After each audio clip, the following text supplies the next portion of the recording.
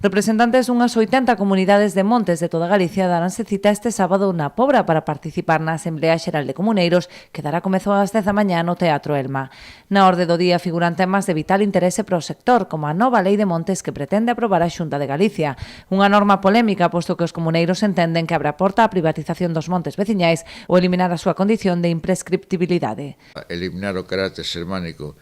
da propiedade veciñal,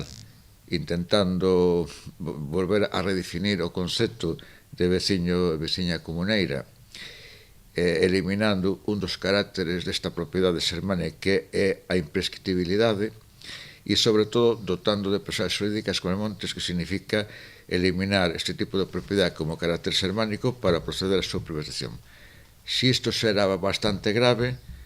agora ainda máis, porque agora xa non é modificación, vai ser unha nova lei de montes veciñales, co cal todos os temores que teñamos nós de que iban a intentar eliminar o carácter xermánico, caso podemos confirmar, mediante os medios administrativos, mobilizadores, presentación de enmendas, recolle de asignaturas, para intentar parar este que nós, por falarlo claramente, significa simple e lisamente un roubo descarado dos montes veciñales en Mancomún. Tamén se dará conta durante a Asamblea das alegacións presentadas á macrocelulosa textil que Altri pretende desenvolver nas terras de Ulloa. A entidade oponse frontalmente a este proxecto pola súa repercusión nas explotacións agrogandeiras da zona, que verán reducida a súa capacidade productiva, levando o peche a moitas delas coa consecuente perda de poboación no rural. Parécenos que non é un proxecto acaído para Galicia por dúas razóns. Primeiro,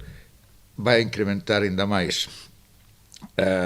as terras dedicadas ao cultivo de eucalipto e despois outra cuestión tan importante é que vai incidir fortemente na zona onde se vai instalar, que son as terras de Ulla,